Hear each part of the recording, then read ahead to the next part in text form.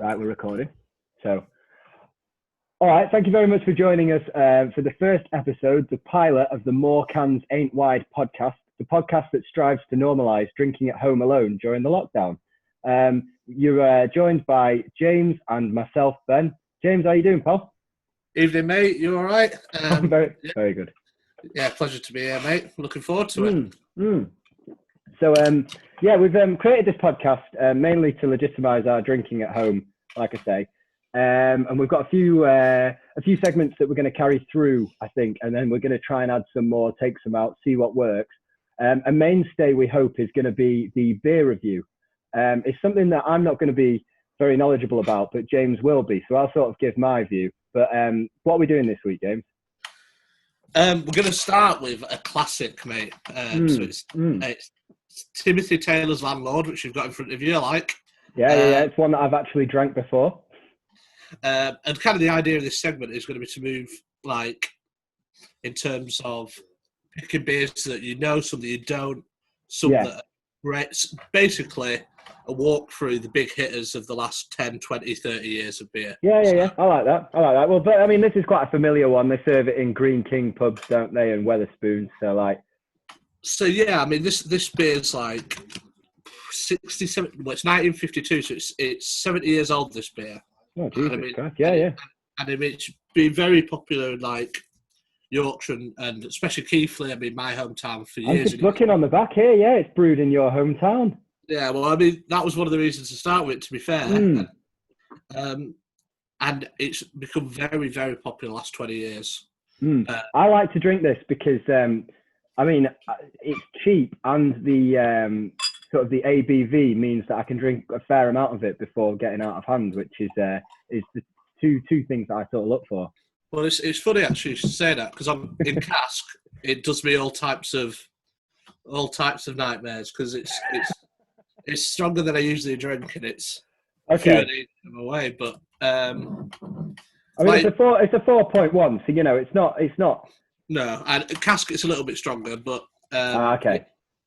But yeah, it's. Can you explain to the uninitiated, and it might just be for me, what is a cask ale? So, in terms of, if you see something at the pub called cask, it's the way. So anything in bottled or keg beer is going to be carbonated. Yeah. Gives you a longer shelf life. It gives you enables you to bottle it, can it, etc. So a cask beer will come delivered to the pub in like a 9-gallon, what they call a firkin, which is like 70 pints. So that's effectively non-carbonated still form of the original brew. Right, I see.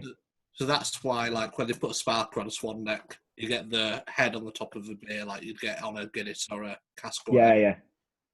So, so it's not for the skinny jean generation. I don't think originally. It's a very traditional way of keeping beer. Way predates like carbonating beers. Way predates. So once a beer goes on to a pub, once it's been tapped, as in letting the air into the barrel, you've got 3 or 4 days to sell it. So it's a lot more of a traditional, almost like a living thing rather than modern stuff now, which is. Yeah, at the beginning of the lockdown, I bought 10 litres of stout, and then I found out it went off in 4 days. And you had a fun 4 days, though, I assume. Yeah, none of it went off. We should say as well that you are coming from a place of credibility here because you do know, you've worked in the industry for how many years? Not just a fan. Too long, yeah. Well, all my adult life, so getting up 15 years now. So. Yeah. So when we review a beer, I wouldn't know. I mean, apart from my 2 criteria, which is the strength and the, I suppose the taste comes into it as well, but the price. How are we going to review these beers? Right. So I've what I really like about beer in general is that there's the company themselves will give you a tasting profile, and you've got your own like tasting profile, like what you think the beer tastes like. But the joy of beer is that nothing is good and nothing is bad. Like if somebody tells you this is a bad beer and you like it, then it doesn't matter. Like it should be all about what you enjoy. So we just say that Skol, both varieties, bad beer. Yeah, I mean, I was just saying that to be diplomatic. To be fair, there are some bad beers out there. So, what Taylor say about this? I mean, this is a classic pale. So you've got reasonable hop content, citrus on the nose. I mean, when I taste it, I really like it because it's kind of malty finish. You get a bit of orange in it, but it's a not too. It plays to its strengths. It's a classic like English pale, and I think it's delicious. Like, yeah, it's a good all rounder. I've got to say, I do like how specific it is on the back when it says best served between 11 and 13 degrees C. Yeah, so I mean, so you get your thermometer out. So your fridge temperature is going to be like 4 to 6 degrees. Oh, here we go. Yeah. Like, whereas if you have a cask beer at a pub, for example, that beer's not like your keg beer and stuff will go through a chiller. That's going to come out at like 3 to 6 degrees. But your cask beer, that'll come out at like 11 to 13. And that tends not to. If it needs to go through a chiller, it's pub dependent, but it tends not to. And that 11 to 13 tends to be the temperature of a cellar because it's underground. So that's kind of the traditional temperature that cask beer is sold at, really. I mean, the modern tasters have made it a little bit colder, so places tend to go 8 to 10 now. But traditionally, that's the beer that's why, like, you always get the Americans and whoever saying that we like warm beer. Yeah. I'll tell you what, I didn't think there was going to be a lot of information to take home from this. I thought it was just going to be largely bullshit, but I'm Well, this is the first one, isn't it? This is all my information now, and then and then nothing from there. Especially when we get so popular, we'll be recording episode after episode, and come the third or fourth. Yeah, to anyone listening now, congratulations on listening to the first episode with us.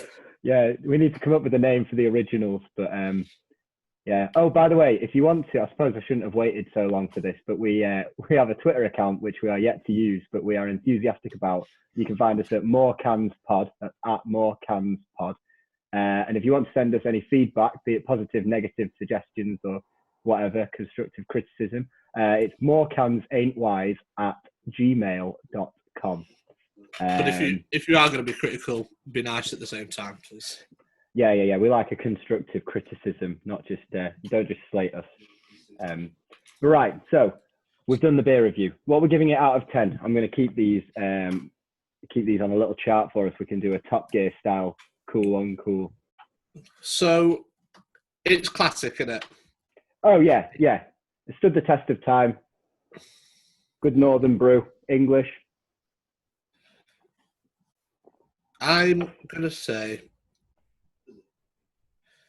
I think it's an 8. An 8 out of 10. We're starting high. I think it's an 8, and I think if we need to come back to it and move it. Ooh, I don't know if we could do that. Yeah. I mean, if we need to move it, or there's a better 8, we can move it down, can't we? Yeah, okay. I agree with that. Right then. So we're going to slide effortlessly into segment 2, and this is something that we hope to keep as well for a good few weeks, a good few episodes. This is a top 3. We've each gone away and independently come up with our own top 3 sports that we think would be better if they were full contact. So these are sports that aren't traditionally full contact that we think would be better with it. So James, would you like to tell us your number 3? What is your number 3 sport that you think would be better with full contact? I'm going to say cricket to start with. Unsurprisingly, I've also said cricket, but how do you envisage the game of cricket being improved by full contact? Well, the thing that struck me about cricket is that you've got 11 players per side. Yeah. And for the majority of the afternoon, you have 9 of your players around doing nothing when your team's batting. So big criticism of cricket, that. So my idea was, why don't you have them on the field and have competitive running? So there's no fielders, but the team from either side have to help in getting the runner from one end of the pitch to the other. I've thought of it slightly differently. So, you know how the 2 batsmen, they wait until the second that the ball's left the bowler's hand and then they can run. Yeah. Well, that's when, out of nowhere, the whole field sort of runs in a like sort of Quidditch style, running after the cricket ball. And then half the team have to try and run it over the boundary, and the other half of the team have to try and get it back to the bowler. Full contact. It's American football, essentially. It's very you know those mad sports they play in the villages?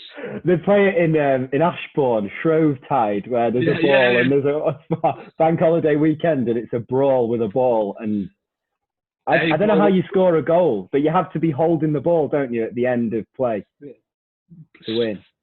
A brawl with a ball sounds very... what was that boxing promoter called? Larry King. Brawl with a ball. Yeah.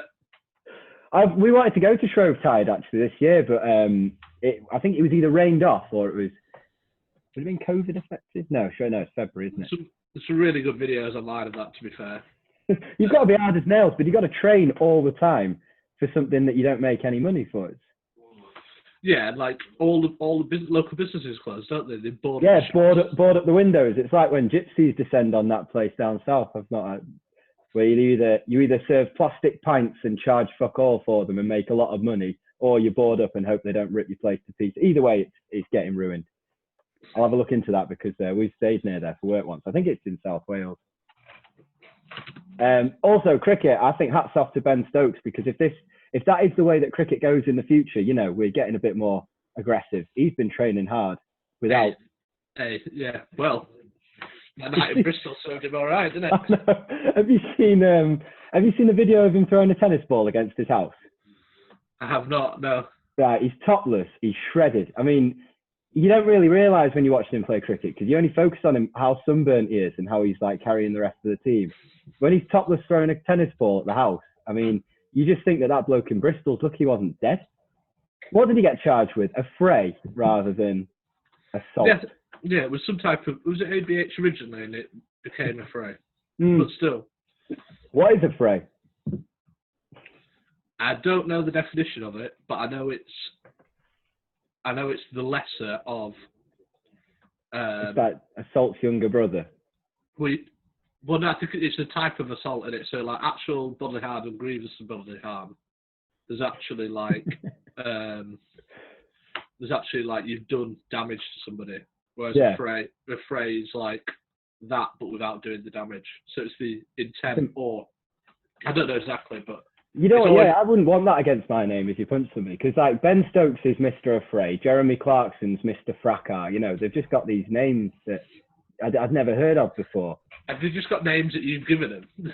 No, that Fracas was that like when he punched somebody, and then he got fired from Top Gear, and it was a word that I don't think existed before that. Yeah, it was a mad one, wasn't it? It's like 6 years ago now, that as well. That's insane, isn't it? I know. It's sort of, I liked Top Gear, but then really, really couldn't get into that Grand Tour. I like parts of it. Yeah, I like parts of it. I think like before the COVID thing, the move was to like longer specials, like 1 hour episodes and stuff, which I think suited them better. Like, I've got to be honest, I can't really judge it because I watched the introduction to the first episode and thought it was dog shit and just stopped watching.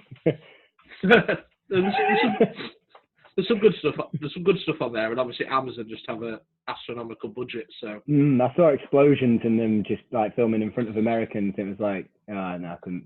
I mean, it's never going to change your world, is it? Watching those guys, like it's an hour of relaxing TV. There's nothing like intellectually challenging or. I don't know.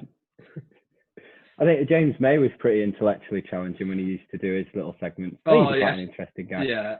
Interesting point about James May. Well, interesting in my life.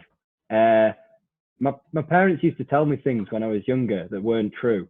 I don't know what their end game was, but a few times I go in school and tell my mates or the teachers things that weren't true. And one of them, I told everyone at school that James May was gay because my dad told me he was. Oh, nice. Just wholly untrue. And it makes you seem pretty weird to be starting rumours about the Top Gear presenter, especially. And also, you've gone with May and gay. It's a bit of like a bit lazy, that, isn't it? Obvious rhyme, isn't it? Your dad's just gone, oh, what can I start here? Yeah, I believed about the sideways walk in Haggis and told people in year 5 that there's a Scottish animal that walked sideways. All right, what do you do the sideways walk? That was going to be... Yeah, they punched me so hard I could never walk forward again. I got a second sport for you. So they've been trying really hard for a long time to make snooker even borderline watchable for your average person. And I think full contact is the way to do that. Right, you're going to have to... So when I was looking at these, when we were talking about these before, I was like, I hope he doesn't mention snooker. Because I want you to persuade me how snooker can be improved with full contact. And likewise, I said when I was prepping this, I'm going to say something that's really going to piss James off. It's going to be this. No, right, okay. So imagine it's going to be difficult, isn't it? But you're going to have to change. I mean, you're going to have to bring your pool players in. You know, maybe assemble teams of people to block again. I mean, that's where full contact it comes into every non-contact sport. It's just blockers and attackers to put you off. I can imagine. I mean, you've got your weapon in hand, your pool cue. I mean, snooker cue is longer than a pool cue, isn't it? Yeah, it depends on who you are. But I'm thinking about the apparatus actually. You know, the big claw hammer things and. Oh right, yeah, the spider and the. You've got a lot going on there. There's plenty of scope to make a sport. I mean, I don't invent sports for a living. It's not what I do, but I think there is something to that. Yeah. You are. I mean, also, I mean, the score. If your average Joe wants to go and play snooker, it takes. You've got to learn what all the ball colours mean. The tables the size of about 4 pool tables. It's much harder. It's expensive. No. Plus, I bet the Crucible stinks, and I believe it. Yeah, it's a strange place, is the Crucible. Have you been? We went like 5-6 years ago. Yeah. And I think we miss what's the word? So we were in for the evening session, and we thought that, like when you go to the cricket or the darts or whatever, yeah, you have a few beers before, don't you? Oh yeah. Well, I don't know about the snooker. I don't know how. Well, so misjudge is the word I'm looking for. I think we misjudged the vibe. So we had a few beers, bit of scran in Sheffield city centre. Yeah. And then went to the snooker. And one, it was needing a piss a lot, and two, it was. I think you're always louder than you think you're going to be after a few beers. Yeah. Well, I mean, I did the exact same thing. Actually, you were there as well. When we can you get up between frames to go for a piss, or is it strictly stay in your seat? Yeah, I can't. I think it's definitely between frames, and then there's like a break every 4 frames as well. Okay, and again, for the uninitiated, how long's that? Well, so like a frame will last like 15-20 minutes. Right, okay, which is a nightmare if you're on the beers. Yeah, and it's also, I can't remember when we were able to bring beers back. So they have a bar. I've always imagined that people just pitch up there with the sandwiches and sort of stay there. No, there was a like bar. Old people at Glastonbury, you know, just this is where we're staying. Got a packed lunch. No, we did that at the. Oh, go on. There was definitely a bar. We were drinking red wine, so there was definitely a bar. Because you remember the tennis we went to in Didsbury? That was class. It was nice weather. Shout out Northern Tennis Club. Yeah, Northern Tennis Club. Hopefully we're getting a sponsorship from there soon. It was a really nice day and stuff, but you are much louder than you think you are when you've had a beer, like you say, and getting up between points, absolutely strongly disallowed. Well, look, it's a bit of a bad combination, that really, isn't it? Because we were there 3-4 hours. It was 30 degrees. It was a strong 30 as well. It was a group of people that were like big characters, and B hadn't seen each other. Some people since uni. Yeah. So it was just that combination of. And also, I mean, nothing to do with us, but the woman, I wouldn't remember her name, but the woman who was playing tennis against and losing her temper, I mean, really losing her mind, it was just uncomfortable. I think that's why all sports need chanting. Oh, I loved it when she was losing her mind. Yeah. But do you not think that a bit of chanting, a bit of winding her up? I don't understand why some sports have to be played in silence. Oh yeah, I mean, I've not done it, but like for tennis, the Davis Cup looks like that, doesn't it? There's a lot of singing. Having said that, it's a lot of singing with middle class people, isn't it? So yeah, it's sort of got that rugby union vibe. Come on, Tim. Vibe. Having said that, if anyone has got Wimbledon tickets, probably not for this year, but next year, hit us up. Yeah, we could do commentary. I mean, I'm pretty nervous about doing a commentary later on for what we've got planned. So maybe after a few dry runs of that, we'll be quite good at commentating.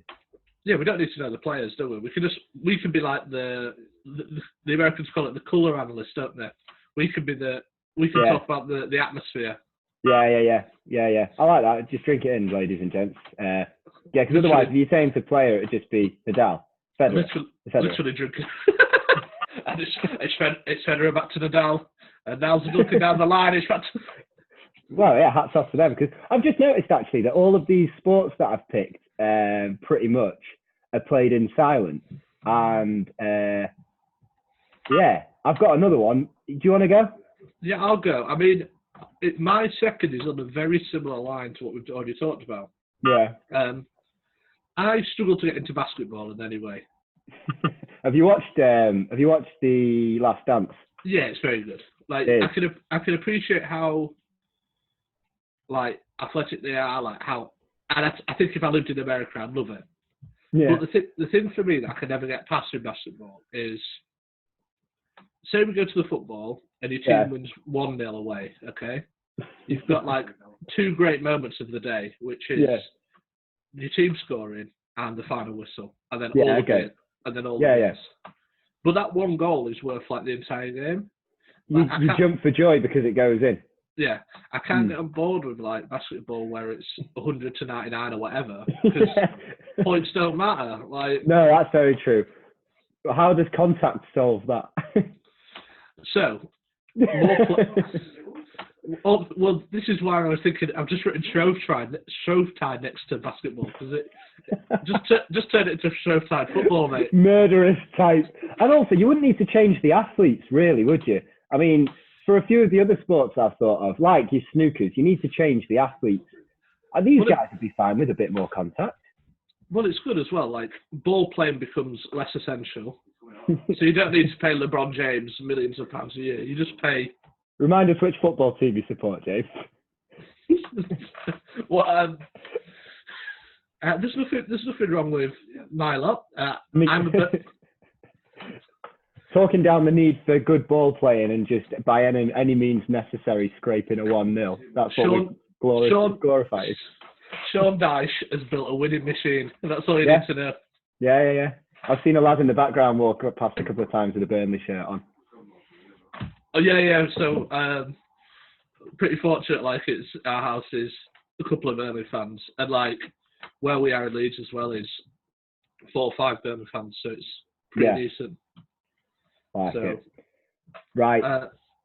So I've got a number one. I think you should go first, and we'll see if we. Okay. I've got a few, and I'm going to say that the best, because there's a lot of scope for changing this sport for the better, is golf. I think golf would be your best full contact sport, because I'm just imagining, what's the Spanish bloke called who won the Open? The Spanish bloke? Sergio Garcia. Didn't win the Open, but yeah, go on. What did he win? What did he win most recently? Won the Masters, did he? The Masters. Fucking hell, they're interchangeable terms. I've had half a landlord now. I was going to say, if my dad's listening to this, he's just turned you off. I know, anybody who knows anything about sports just turned me off. But anyway, you know when he was taking that famous putt on the last, they've just gone to, and I want to say sudden death, but it's not Pop Idol. Yeah, it's sudden death playoff, yeah? Is it? Yeah, playoff. Yeah. Just imagine some rival golf player just coming out of nowhere, American football, flattening him just as he's about to take the putt, you know? You're describing wrestling here, to be fair, aren't you? Out of Well, nowhere. Through the that's crowd. what I've got written in big capital letters. Yeah, John Cena. No, I was thinking though, because what golf could also be is like, as well as you're having all these defensive players, because like the Ryder Cup would be really good then, wouldn't it? Imagine what elite sports people would be able to play that when you're both attacking and defending, you're playing golf. I think golf would be more like a race rather than, the lowest amount of shots. I think you'd have to just get through it. It's a bit like Shrovetide. What we're saying is that everything should become Shrovetide, really. Well, why don't more people watch it? What's wrong with it? I can watch it for 5 minutes on a YouTube video, Shrovetide, but then it is very samey, isn't it? I suppose, yeah. It's not a lot happens. Not a lot changes apart from the ball changes hands. We could commentate on that. We'd have to learn a lot of names. We'd have to move there. Yeah. I was thinking current golfers who would be good at my new level of golf. Dustin Johnson's a big boy. DJ is a big boy. John Ram's a big boy as well, isn't he? Bungle. He's got the biggest forearms. I was thinking that Jim Furyk as well would be quite good at actually taking the shots if he was being blocked like 4 meters away from where he's playing. What did those commentators? He had a golf swing that could he fit had inside a phone. Yeah, he could do a full swing inside a phone box. So I'm interested to know, right, if that's not your number one. So my number one, I've merged 2 sports. Ooh. Swimming and polo. So I've got the competitive arena and mental game of darts. Yeah. Combined with arm wrestling / What? Have you ever? Yeah, go on. Have you ever seen those videos online of the blokes slapping each other in the face? Yes, yeah, love it. So you have a leg of darts, then you either have an arm wrestle or a slap thing. Yeah. And it covers all the bases. So you've got the accuracy of darts. Yeah. You've got the strength of arm wrestling. And then you've got the endurance of being smashed in the face. You've just taken a pub sport and made it a proper pub sport, haven't you? Can you imagine coming back black and blue from a night in the pub? Oh, shit at this. Yeah, Beck and I got a dartboard recently, and basically tried to make it. I mean, because lockdown's been hard on us all, hasn't it? I tried to turn it into a workout, and so I was doing. We played round the world, and embarrassingly, if you miss with all 3 darts, then you have to do some press ups, and it really negatively affected my darts playing. Well, this is what I'm saying. I mean, you're poorly calibrated between throws. Like if you get like Eddie Hall or whoever to come and do your slapping and your arm wrestling. Is there a knockout rule like in boxing or UFC? I just think you don't score any points for that darts leg until you come round. But what happens? So you knock somebody out, do you get to play on? I haven't really thought of the logistics of it, to be fair. Because you could like clean up. All you'd have to do is just knock. So I think it would be good if you played darts with one hand and arm wrestled with the other.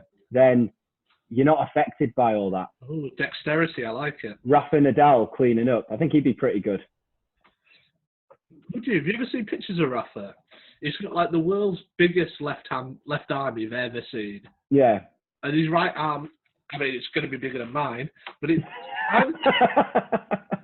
kind of just hangs off him a little bit. Well, he was born right-handed, and his tennis coach taught him to be left-handed, and that's why his backhand's so strong. Nice. Sounds like bullshit. Is that something? Is that true? Oh, is it a 2-handed backhand? Yeah. I don't know. I don't watch tennis. Oh, right. Okay. I thought you were looking at me like I was an idiot. Like, oh yeah, you saw that on. Oh no. You could write down what I know about tennis on. I've got a funny story about arm wrestling.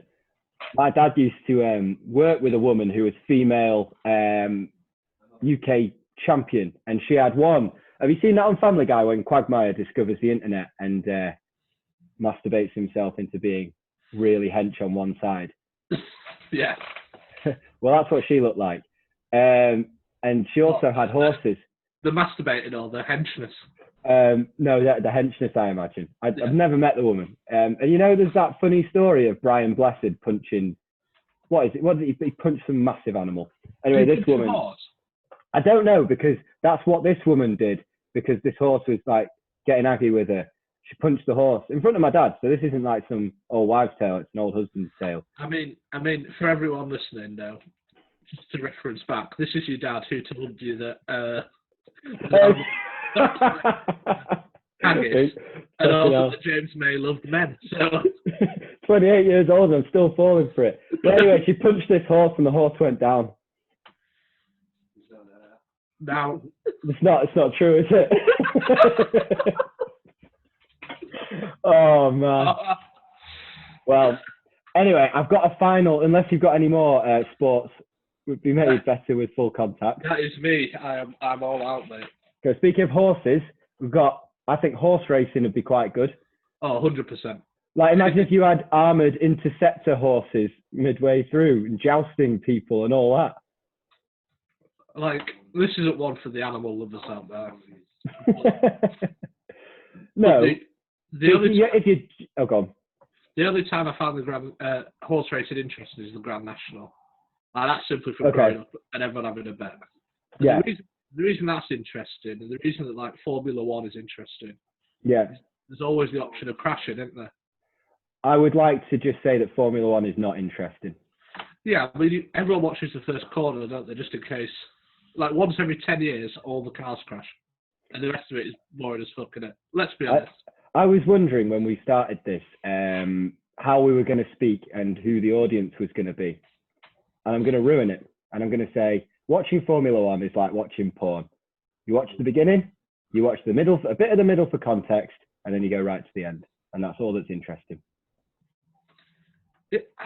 I don't think the end's interesting. Well, I suppose not, because it's got Lewis Hamilton. Inevitably, Lewis Hamilton's involved, and he's not interested in any way, shape, or form. There's no big finish, is there? It's just a... What, in Formula One? Yeah. Oh, right, yeah. Have you seen the video of Lewis Hamilton teaching people how to wash their hands? I have not. It made me want to get coronavirus.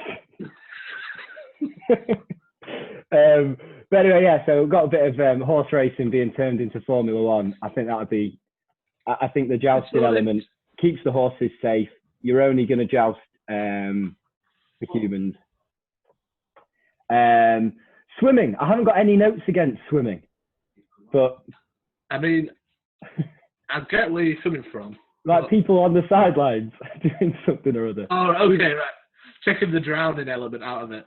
Can you imagine, like, there's nothing worse, you know, when you were younger and like having a play fight in a swimming pool. You can't do anything proper. I mean, imagine trying to have a scrap in a swimming pool. It'd be impossible. Slow, but like walking on the moon, isn't it? Yeah, so you got to get over there. You got to back yourself. You got to tread water for long enough. Although, if you've ever seen Eastern Europeans or anybody who plays water polo better than us, the amount of time that they can tread water for is unbelievable. I mean, I'm not too high up about Eastern Europeans treading water, but I'm going to take your word for it. Well, you've never had alcohol poisoning during Olympic season, mate. And also a big shout out. I think the final sport I think would be better with full contact, and this is quite specific. And by the way, I think we should adhere to the top three from now on, because I mean I'm going on forever. But I think it'd be really interesting if goalkeepers in women's football could make full contact with the ball. I think that would be really good to watch, because it would really help the sport if they could make a meaningful contribution to the defence. I mean, that's like, it's where there are some good women's goalkeepers out there, but the standard below the top 8-10 sides is... Yeah. We all did watch the Lionesses and the Women's World Cup. It was fantastic. Lucy Bronze could play men's football, I think. I think Alex Scott is hilarious and fantastic.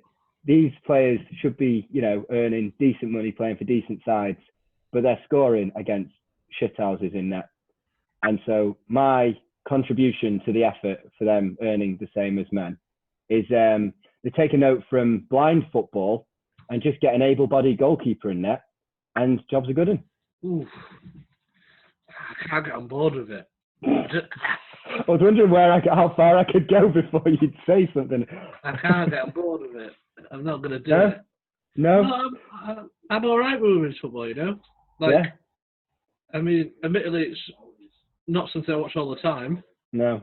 I mean, I'd watch it now. God. Oh, you know what? That's also what they should be doing, isn't it? Taking a bit of a risk. Well, not taking. if they want to, get it on the telly. I mean, I'm a Bundesliga fan now. Never watched any before. Didn't even realise there were 2 Berlin teams. What a game! Yeah, Union Berlin are unbelievable. Have you read about Union Berlin? They're like not at all. It might be a good one for show and tell actually, but they basically their story is outrageous in terms of how they. Are they the original Berlin? I don't know, but I know that like maybe 20 years ago, maybe I don't know my research, but they needed a new stadium or stadium upgrades, and fans like didn't want them to go out of business or whatever. Yeah. Like selling blood to the government. Yeah, it's mental. Like selling Transylvanian blood. Government. Well, in Germany, I think you can the government pay for blood, and they were giving that money to. They gave all that money to Union. And then when they opened, Union they had like 20,000 or whatever at the ground. But then all the people who'd given blood or had died like over the years of building the stadium, they held up like signs of like pictures of them. I know this is a serious point. When you said all the people that have died, they gave so much blood, they couldn't give any more. I knew that was how it was coming across, and I was like, it's definitely not what I'm saying. Bleed for your club, lads. That's actually what they say, isn't it? I bleed for this shirt. It's literally in this case, I think. Literally.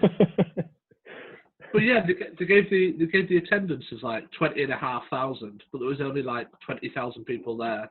Yeah. 500 pictures of dead people. Bit weird. Very Man nice. City could take a note from that, couldn't they? If they need to get their attendance up.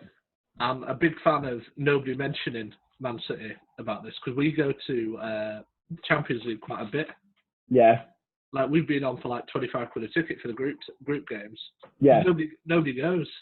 No. Everyone's like, oh, City need to not build more seats. I can go for 25 quid. I can go and see live Champions League football for 25 quid. Live Champions League, buy one get one free. That was. I mean, I was thinking about doing marketing blunders as a top 3, and that's got to be up there because they are a laughing stock. I think marketing blunders is a huge shout. I've got 3 or 4 that I. Yeah. So yeah, I mean, okay. If people want to hear marketing blunders, let us know.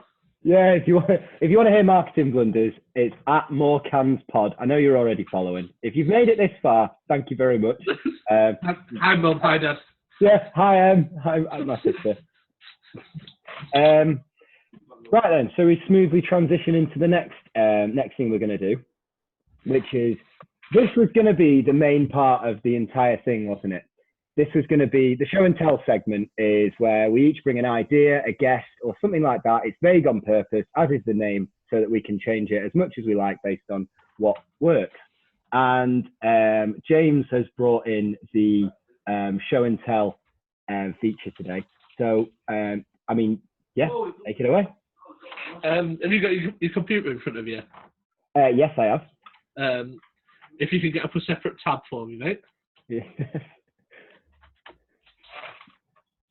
Yep. Just go to Wikipedia, and I want you to type in Disco Demolition for me, please. I had no idea where this was going to go, and I still don't.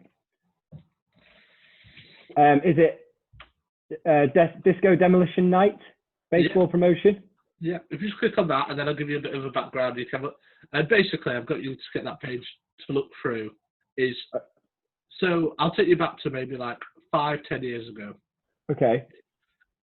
I can't remember whether it was April Fool's Day or around April Fool's Day.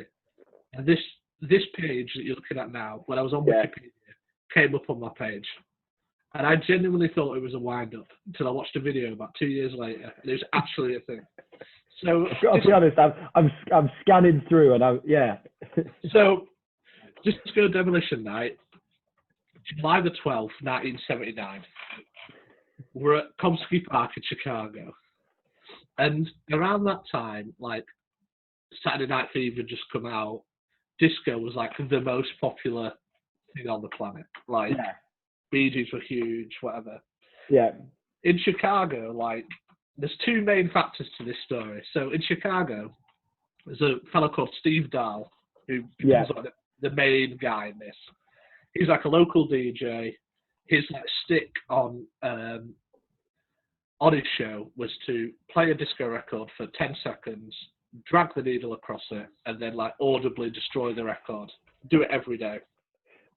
So you've got this guy, and then so Comiskey Park is where the Chicago White Sox used to play, and played there till about 1990. Yeah. They had a combination of Bill Veeck, who's the older fella, and Mike Veeck, who was the younger fella. They were the owner and the promotions manager. And to give you an idea of how like mad they were on promotions and stuff, I've written down exotic dancers, fire eaters, carnivals. They used everything to promote like White Sox games. White Sox were maybe getting 10,000 average per game. Were they any good at this time? I have no idea, to be honest. Right, okay, I mean, fair enough. It's 1970s baseball. I don't think anyone was any good. Okay.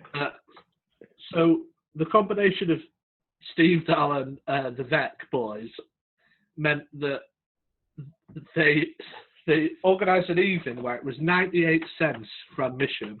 Yeah. As long as you brought a disco record for Steve Dahl to destroy. And the idea... So you're saying all of these people are bringing these massive vinyls? Yeah. So the idea was they thought they were averaging 10, 12,000 fans that year. They would get 15 to 20,000 tops. Yeah. And that would be a good promotion. $98 a man, and they destroy these records. So they play the first game, which finishes about 8 o'clock. By which point, 70,000 people have turned up. So the security now have two problems. They're struggling. They can't let anybody else in, and there's people climbing the gates. But they also can't collect the records. Yeah. So the records are getting thrown frisbee style. And if you've ever seen a vinyl disc, getting thrown frisbee style onto the outfield. So the first game finishes. Steve Dahl dressed in like military uniform, like the Vietnam hat, everything. Yeah. Drives out in a Jeep, drives to the middle of the pitch, and destroys these records. And anyone listening, go to YouTube and watch this explosion. It's ridiculous. We'll put it out on the Twitter and bit of a description. It blows a crater in the outfield. It's ridiculous. Do they try and play baseball after that? Well, I'm going to get to it. So, okay. So the security are obviously now trying to stop people getting in. They can't. So, as there's no security by the pitch, fans. None of these fans are really baseball fans. It's more rock and partying fans. It's 98 cents to get in, and I think less than $1 for a beer. Fans start to storm the pitch. Originally, like 5,000 to 7,000, they said, but up to 20,000 people on the pitch at the end. And like, I've just got listed some of the stuff that happened during the riot. Right, at this point, are the records all over the place? Like, these are the floor records. Yeah, so the records have gone. Yeah. They're still getting thrown around and stuff. It's all you can see from the video is just the full pitch is full of people. Like, full of people. There's a guy, if you know the foul pole in baseball, it's like a big, it's called a foul pole. It's like a probably 60-foot tall yellow pole. Right. That determines whether the ball's in play or not in play. Okay. There's people climbing that. There's a massive bonfire on the outfield. There's people like running the bases, pretending to play baseball. There's a bit on YouTube where a guy says there was a couple having sex behind third base. They got to third base. Literally got to third base. My favourite. That's some exhibitionism. That is. It's mental, isn't it? My favourite bit of the whole video is the very, you'd call it old white, the old baseball crowd trying to stop it. There's like signs up saying, please return to your seats. And the announcers trying to sing along to take me out to the ballpark and stuff. It's absolutely amazing. So, listen, they can't get the players back. They can't get the players out. The pitch is disgrace. They managed to get the police in to get everyone out, and they make 39 arrests. Yeah. Well, the first thing I saw when I popped open this thing was non-fatal injuries. Like, oh, my God. Disco demolition. So, like, the two outcomes of it, really. Yeah. The White Sox had to forfeit a game, which is one of only 5 games, like, since the war that have had to be forfeited. The rest of them are for, like, illness or inability to travel or whatever. Yeah. Not destroying disco records. No, I can imagine of the ones that start, they all finish. Yeah. And the other thing that I've written down is it's credited with starting the downturn in disco. From then on, really, there wasn't really like disco was still around, but that was its peak. And after that, what are your thoughts on disco? How many beers have I had? 5 pints. I wouldn't listen to it if I was driving around or. I can just imagine. And the only song that comes to mind is "Staying Alive" by the Bee Gees for me. I'm just imagining. No, like if it's on. If we're at a wedding. Okay. Yeah. So there's a time and a place. Yeah, and I think weddings might be it. Well, when you're doing CPR as well, they used to teach because of the beats per minute in Staying Alive. It was good for chest compressions. Did I imagine this, or did Vinnie Jones do that? What? Did Vinnie Jones do an advert for Staying Alive? I don't know. He doesn't strike me as somebody who would be that person, but I think it is, you know. He wouldn't sound right singing it, and I mean, if he gave you a chest compression, that would probably kill you. I mean, you can tell the level of our podcast here is that other podcasts would have somebody researching this and bringing it up on screen. I didn't know where this was going to go. I've got 15 minutes written next to top 3, and then about the same for the show and tell. Vinnie Jones was Staying Alive, 2012. We'll put a link in the description. Staying alive. You better fucking stay alive or I'll fucking do nothing. I mean, he's an outstanding choice for show and tell as well. Well, the life and times of Vinnie Jones. Some of the him and Brian Clough stories are just outrageous, aren't they? I watched the Gaza documentary the other day as well. So one of the mad things I was reading about before, Spurs, they've got the big cockerel stood on the football at the new ground. So at the old ground, they had the same one, which is now in their museum. Yeah. Gaza shot it with an air rifle. So there was like a little hole in it. What did he take to training? He took an ostrich to training. I mean... He went to the zoo and said, "Oh, do you mind if I borrow this?" And they were like, ordinarily, no. Well, probably... What are you going to do with it? He goes, I'm not going to do this accent. All right, well. No, I'm not. I'm just going to take it to training, like... No, I'm not. No, I'm not. Yeah, I'll be doing the Big Brother call in soon enough.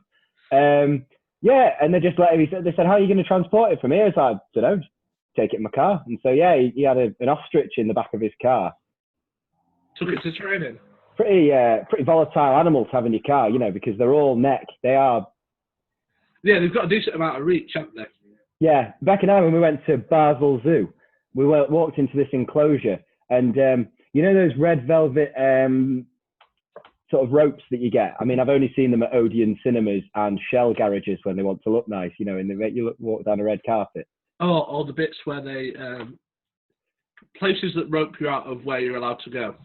Yeah, but you've got to assume a certain amount of what's the word? Where you go along with it, cooperation with those ropes, because they don't actually enforce anything. Which is why when we walked into this enclosure, and that was all that was keeping an ostrich away from us, sort of worrying. Oh, I see what you mean. Yeah.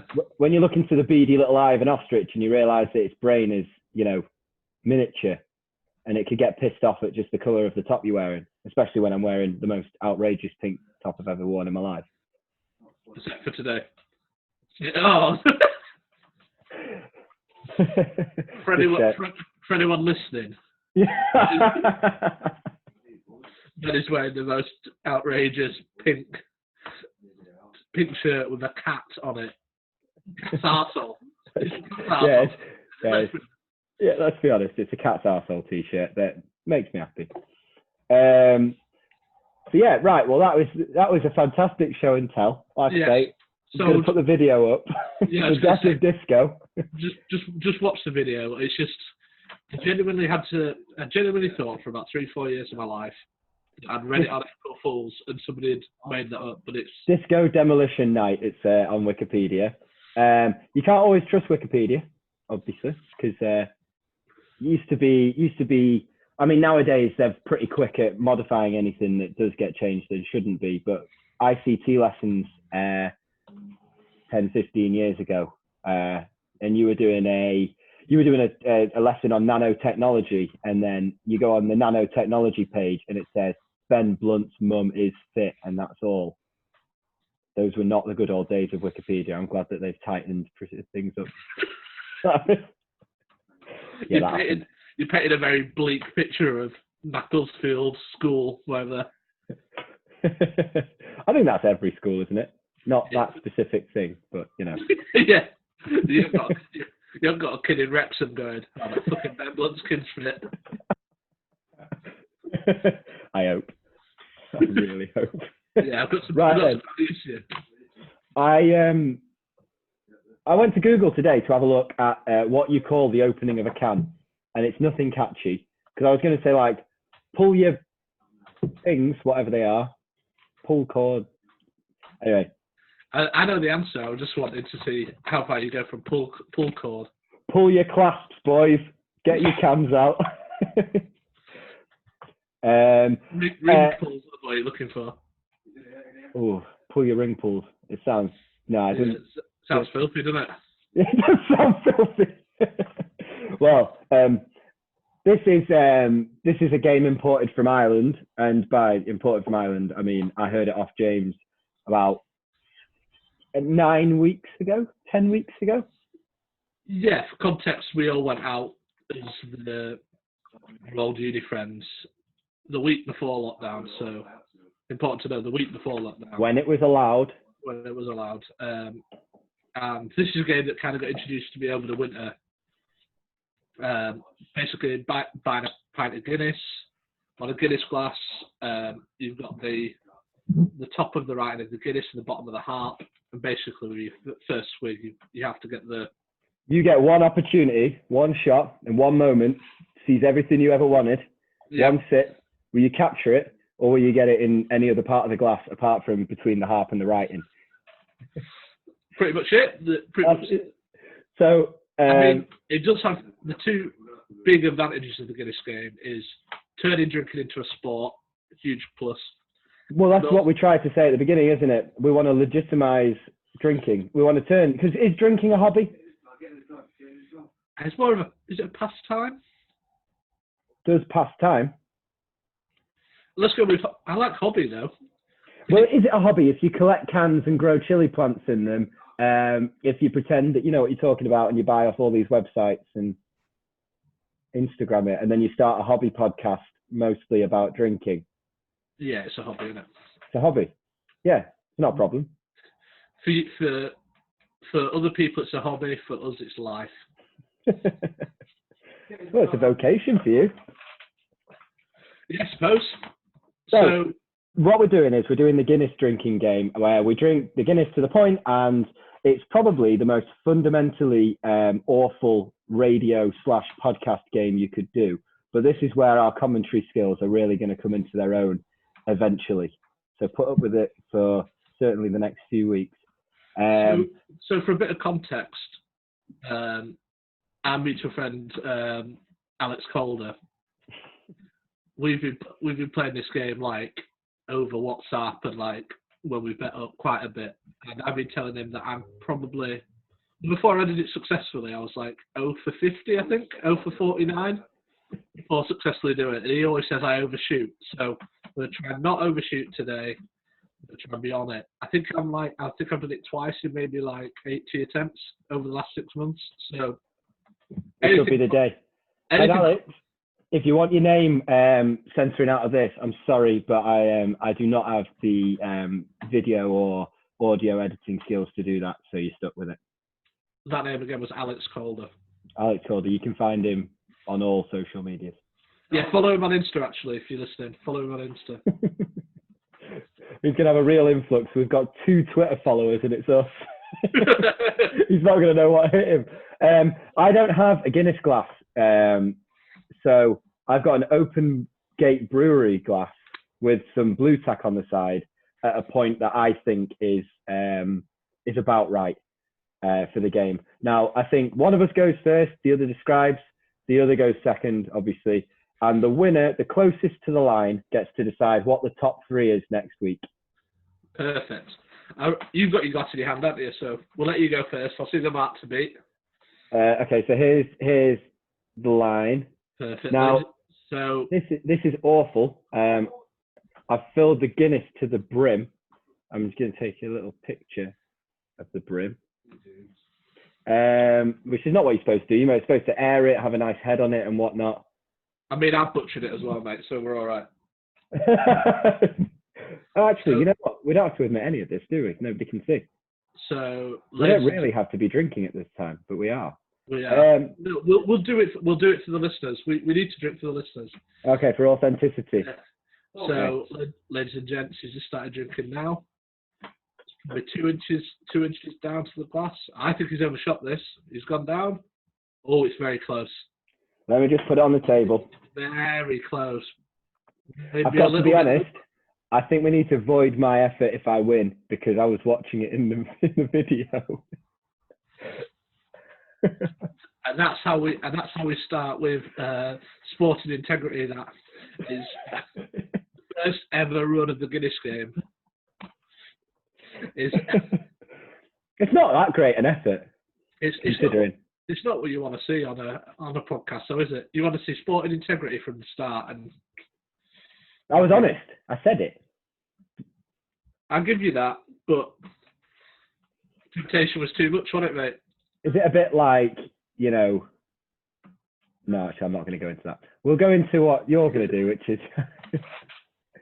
you're going to give us an effort, and I'm going to try and commentate on it. So the classic is the overshoot, so don't overshoot. Do not overshoot. Do not overshoot.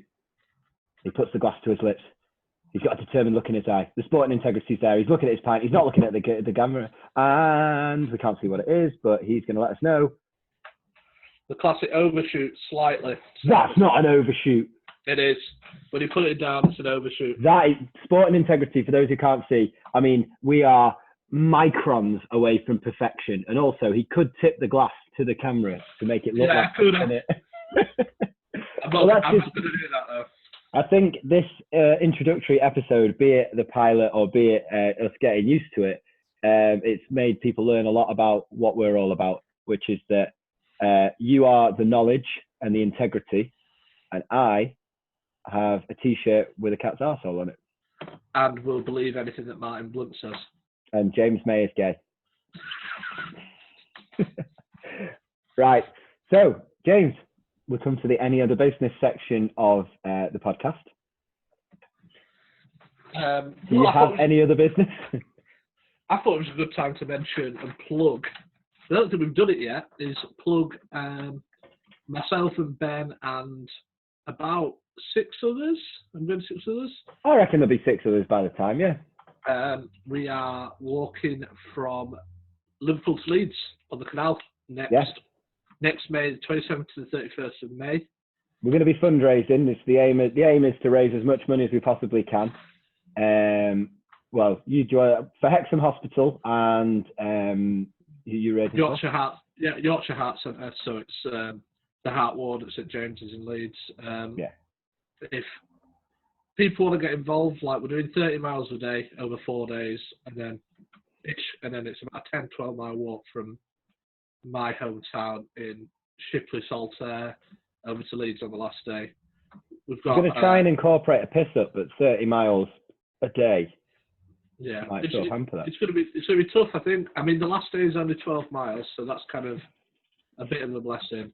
There is going to be a do on Saturday the 30th of May in Saltaire, Shipley, at a brewery. Yeah, we're pretty much done. Hopefully by the next podcast we can give like firm details of that. We're all going to do what all the school teachers said you couldn't, aren't you, James? You're going to organise a piss up in a brewery. Pretty much, mate. That's going to be the aim. And also on the Sunday, the guys at Smokestack have agreed to put something on in the evening. So perfect. And again, all the money raised on those things will be going towards our 2 charities and whatever the boys decide to raise for as well. So that's sort of why we're doing the podcast as well, isn't it? We can get a bit of interest in that. Yeah, I think that's one of the main things is we can kind of chat and build up. We've got it's pretty much a year to the day once we've recorded this. So we've got a full year to do it. So if you are listening and you want to get involved, either walking or money or whatever, please contact us. Yep. And morecanspod or morecans8ys@gmail.com. Yeah, Ace. I think that was all I wanted to say, really. Yeah, well, big thank you to Lydia for doing the artwork, for legitimising what we're doing. What she did is, I'll put a bit of a time lapse on the Twitter as well, of creating this digital picture of the 2 of us with cans in our hands, looking like Morecambe and Wise. It's absolutely fantastic. So thank you very much to her.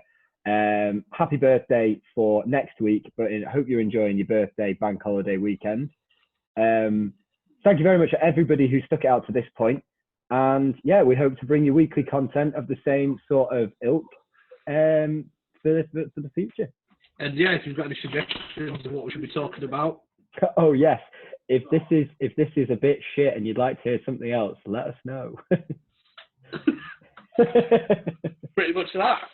So, thank you very much, James. It's been fantastic, mate. Yeah, awesome, mate. Thank you for that. I enjoyed it. Right, let's go and join the other Zoom call that we're in, and let's really enjoy the bank holiday. Awesome, mate. Yeah, see you soon. All right. Thanks very much, pal. Later. Bye. Yeah, bye.